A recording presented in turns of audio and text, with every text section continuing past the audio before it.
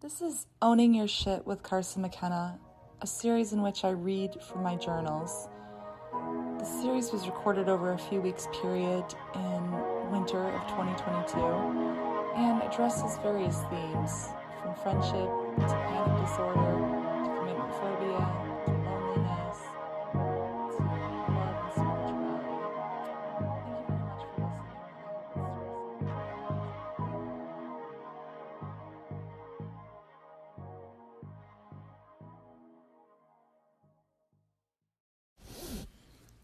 Hi, my name is Carson McKenna, and I am a writer. I was recently featured on Dr. Darian's podcast, wherein we covered a panoply of different subjects, from my essay content to my admitted desire for male validation and how it seeps into my human experience, often on an unconscious biological level. Dr. D seemed to appreciate my candor and my introspection. He suggested we expound upon some of the topics. So, I invite you to plunge into my heart and my head. Hopefully you'll catch a few glimpses of yourself, because we're all mirrors for each other after all. So, I recently published a book of essays called Broke Babe in a Basement. They're 100% nonfiction, apart from one or two names that I had to change. And these personal essays were deeply personal. I started writing them during the pandemic, when there was nothing to do but watch the COVID numbers climb on the news. Then I would share them to social media. Encouraged by likes and appended by comments, I continued on until I had a skinny, albeit fully developed book. My first published novel, Misericordia, clocked 415 pages, so I was fine with barely breaking 150 this time. I said it was a book of its times, episodic, and designed to fit our TikTok-sized attention spans. In Broke Babe, I covered all the topics that affected the second half of my tumultuous 20s.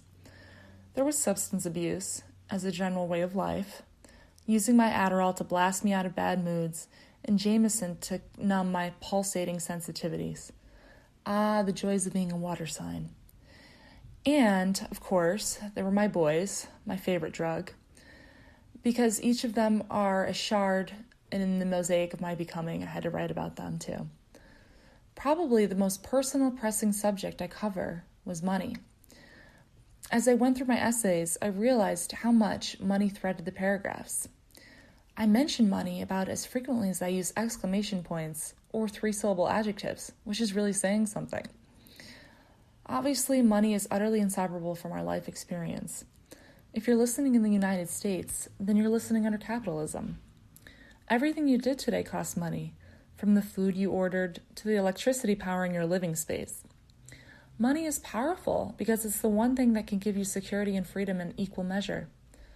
The way I see it, those two are the yin and yang of our experience here on the material plane of the third dimension. The first time I wanted something, as a little girl, and was told no, I felt powerless.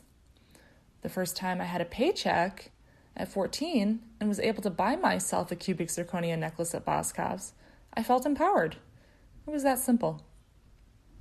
Sometimes I look over my bank statements from 2017 when I was that broke babe in a Bushwick basement. I can't believe what I used to survive on. On average back then, I had a net worth of about $40. In the book, I discuss my messy, grandma living under wartime means of survival. I bought only travel size of every toiletry I needed.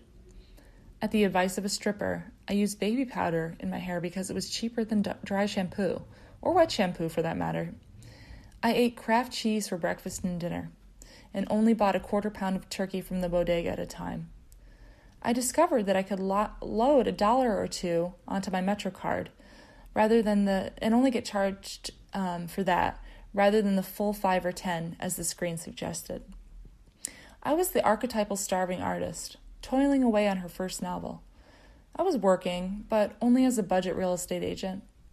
The biggest payday I could have hoped for back then was a $200 commission on a bedroom rental off the Kosciuszko J train in Bushwick. But I feared that pursuing any sort of other work that was more demanding would eat into my writing time. So I swam into poverty for the sake of my art. I told myself I was joining the likes of Gabriel Garcia Marquez and Arthur Rimbaud. Never mind that Marquez had an adoring wife who supported him while writing 100 Years of Solitude. And Rimbaud wrote most of his poetry in prison for public displays of drunkenness. I would take Adderall to murder my appetite, not to stay skinny, but to keep myself from having to eat as much, because money. I walked to all my real estate appointments, logging tens of thousands of steps in my Chuck Taylors. I lost 20 pounds. I was 17 payments past default on my student loans. I had a bad tooth infection, so I would garble capfuls of Jameson to anesthetize the pain, heeding the wisdom of some old Irish wives' tale. But upon this ramshackled, condemned land, I built my church.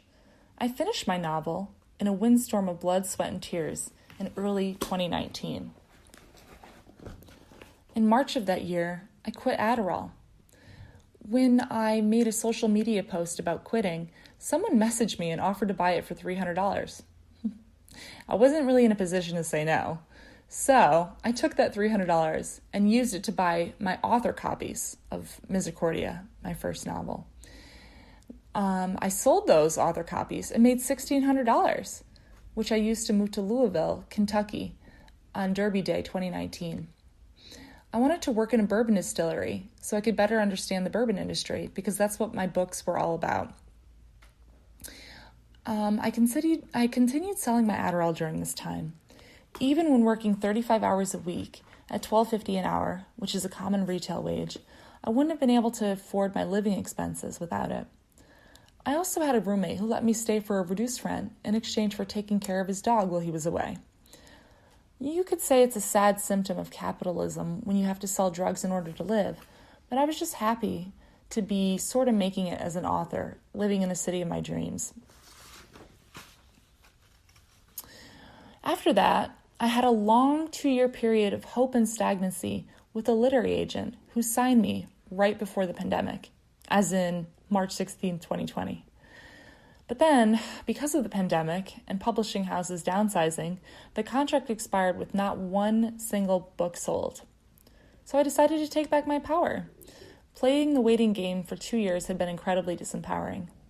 My writing couldn't wait another day to be given permission to exist. So I wrote my first play, Crazy Girl, and had 4 showings performed in January 2022. Through ticket sales, I was able to pay my actors and my director. I also paid myself. I made enough to cover the insurance of my new house for a year.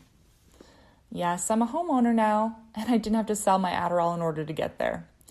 It happened through a series of serendipitous events and a lot of manifestation work for my law of attraction practitioners out there. I've got one thing to say: script it and read back that script to yourself every day. I found a salaried job that still left me with enough time to write during the week, so I can say I'm now creating comfortably under capitalism. As soon as I'm done here, I'm going to sign off and churn out about 1,000 words. Thank you for listening. May your muse smile benevolently upon you always. Love, Carson.